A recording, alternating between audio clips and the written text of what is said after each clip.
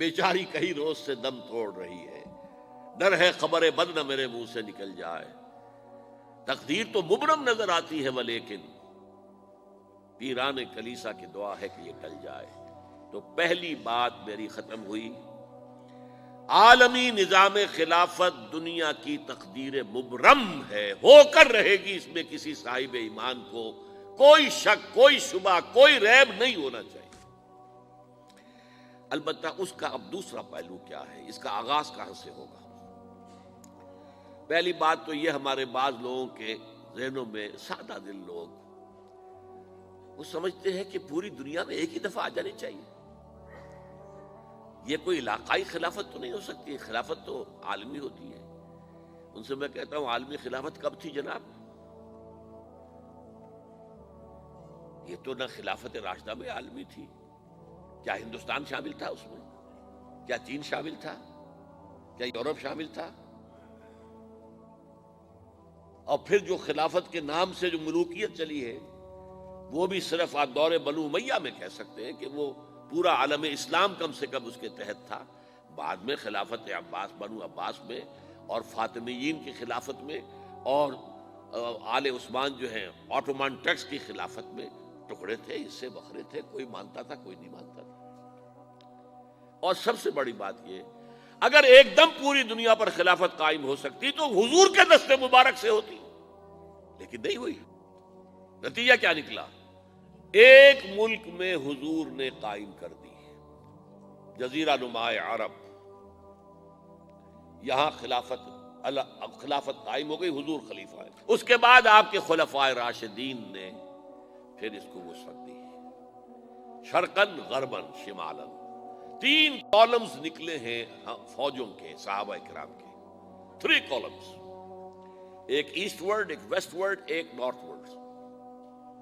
ایک عراق کو فتح کرتے ہوئے ایران میں پہنچ گیا، خراسان تک چلا گیا، ایک شام کو فتح کرتے ہوئے اور پھر سینائی پیننسولا سے ہو کر افریقہ میں داخل ہوا اور اٹلانٹک تک پہنچ گیا، تیسرا سیدھا شمال میں گیا، لیکن یہ زیادہ دور نہیں جا سکتا تھا، کوکیشین ماؤنٹینز آ گئے، کوہ قاف، اس زمانے میں تو یہ یوں سمجھیے کہ امپیسیبل تھا نا، کوہ قاف، لہذا وہاں آ کر رک گیا۔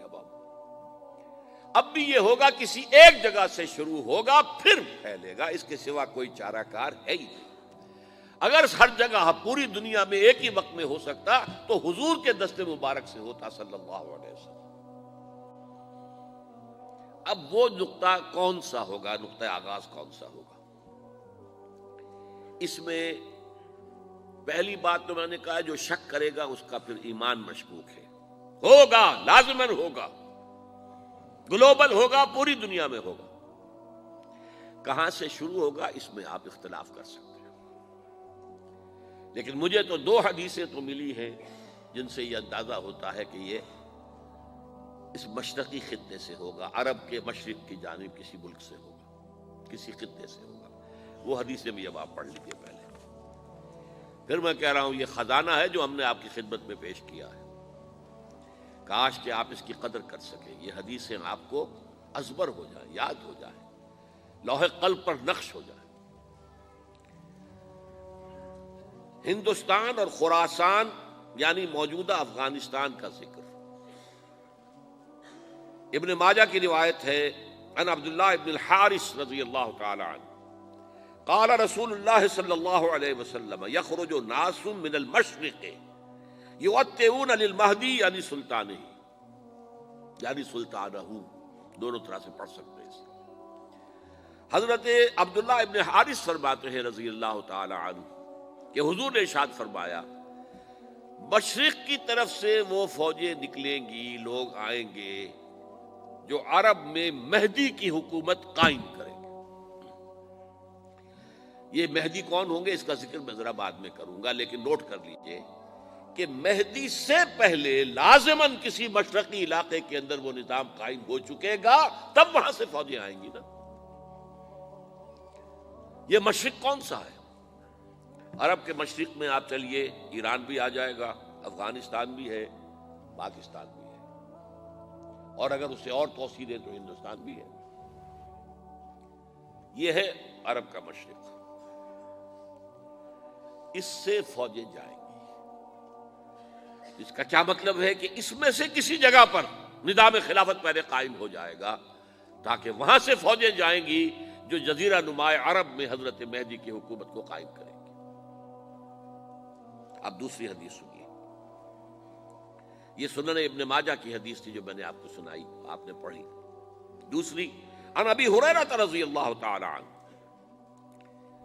یہ ترمذی شریف کی روایت ہے، قال قال رسول اللہ صلی اللہ علیہ وسلم یخرج من خراسان رایات سود لا يردها شیء حتی تنصب بإیلیا، خراسان کے علاقے سے سیاہ جھنڈے لے کر فوجیں آئیں گی، ان کا رخ کوئی موڑ نہیں سکے گا، ان کو پیچھے پھیر نہیں سکیں گے کوئی بھی، یہاں تک کہ وہ یروشلم میں جا کر جھنڈے نصب کر دیں گے۔ ایلیا حضور کے زمانے میں یروشلم کو کہتے تھے۔ یہ یروشلم تھا جب حضرت سلیمان کی حکومت تھی، اور یہاں پر معبد سلیمانی، ہیکل سلیمانی قائم ہوا، پھر یہ یروشلم ہی رہا ہے تاریخ میں، یہاں تک کہ سن 70 عیسوی میں جب ٹائٹس رومی جنرل نے اس کو گرایا، ختم کیا، سیکنڈ ٹیمپل گرا دیا، اور یہاں سے یہودیوں کو کہا نکل جاؤ یہاں سے، کوئی یہودی باقی نہیں رہا، تب بالکل تہو بالا برباد کر دیا۔ اس کے کوئی 150 سال بعد ہیڈریان، رومن ایمپرر ہیڈریان، اس نے پھر دوبارہ آباد کیا اس شہر کو۔ 150 سال تک یہ بالکل بنجر اور بالکل غیر آباد پڑا تھا۔ اب ہیڈریان نے جب آباد کیا تو اس کا نام ایلیا رکھا، اب یروشلم نام نہیں تھا، تو حضور کے زمانے میں پھر اس کا نام ایلیا تھا۔ اور اب اس سے کیا معلوم ہو رہا ہے کہ یہ یروشلم مسلمانوں کے قبضے سے اس وقت نکلا ہوا ہوگا، ایک دفعہ پہلے نکلا تھا، سن 1099 عیسوی میں مسلمانوں کے ہاتھ سے نکلا، کروسیڈرز عیسائیوں نے آ کر اس کو قبضے میں کیا، لاکھوں مسلمانوں کو مارا، قتل کیا۔ اس کو 1187 عیسوی میں واپس لیا ہے، کس نے لیا ہے؟ صلاح الدین ایوبی، کرد، عرب کھوکھلے ہو چکے تھے، عربوں نے کھویا، واپس نہیں لے سکے، بہت حکومت کر چکے تھے، 400-500 برس کی حکومت کر کے، اور ان کے عیش اور ان کے آرام، اب ان میں جان نہیں تھی کہ وہ واپس لے سکے۔ واپس لینے والا گرم کرد خون تھا، صلاح الدین ایوبی۔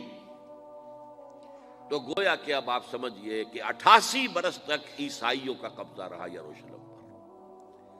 اب 1967 میں یہودیوں نے قبضہ کیا ہے، اور اب 38 برس تو ہو گئے، 88 نہیں تو 38 برس تو ہو گئے ہیں، لیکن وہ دور آئے گا کہ اب پھر لیں گے، لینے والے عرب بھی نہیں ہوں گے، خراسان کے علاقے سے فوجیں آئیں گی۔ یہ خراسان کیا تھا؟ ایلیا تو میں نے آپ کو بتا دیا، یروشلم کا نام ہے۔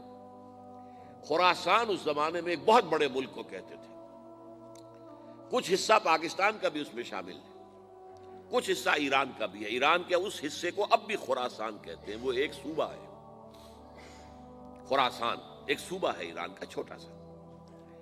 پاکستان میں خاص طور پر یہ جو علاقہ مالا کنڈ ایجنسی کہلاتی ہے، اس سے اوپر جتنا علاقہ ہے، اور یہ جو واخان کی ایک پٹی آتی ہے اوپر، واخان افغانستان کی ایک پٹی سی دم سی چلی آتی ہے جو جا کر چائنا کی سرحد سے مل جاتی ہے، یہاں سے لے کے یہاں تک یہ جو مالا کنڈ کا وہ درہ ہے اور پہاڑ ہے، یہ بھی خراسان کا حصہ ہے۔